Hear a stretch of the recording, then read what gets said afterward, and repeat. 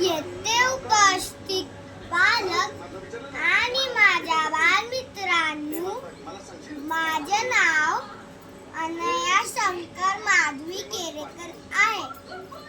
आज आपल्या भारत देशाचा 79वा स्वातंत्र्य दिन आहे.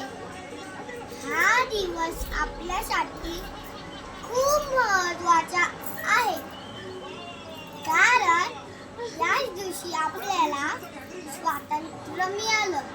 आपला भारत देश अनेक वर्षापासून ब्रिटिशांच्या राजवटीखाली होता.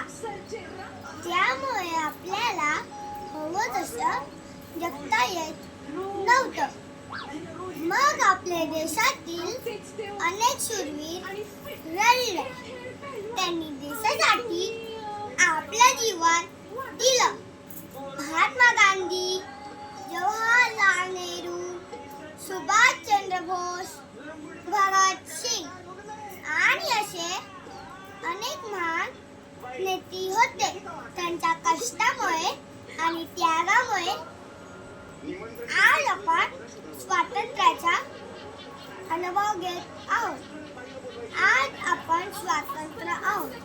आपण शाळेत जातो, शिकतो, खेळतो, हसतो आणि मजेत जगतो. हे स्वातंत्र्य आपल्याला खूप मोलाचे आहे. या स्वातंत्र्याचे रक्षण करणं ही आपली जबाबदारी आहे.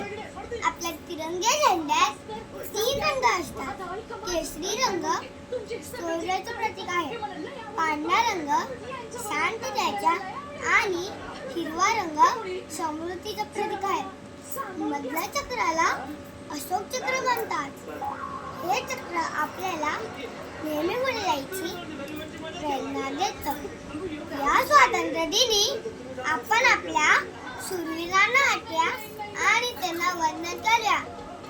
चला आपण आपल्या देशावर प्रेम करूया आणि एक चांगला नागरिक बनूया. जय हिंद, जय भारत, वंदे मातरम, भारत माता की जय.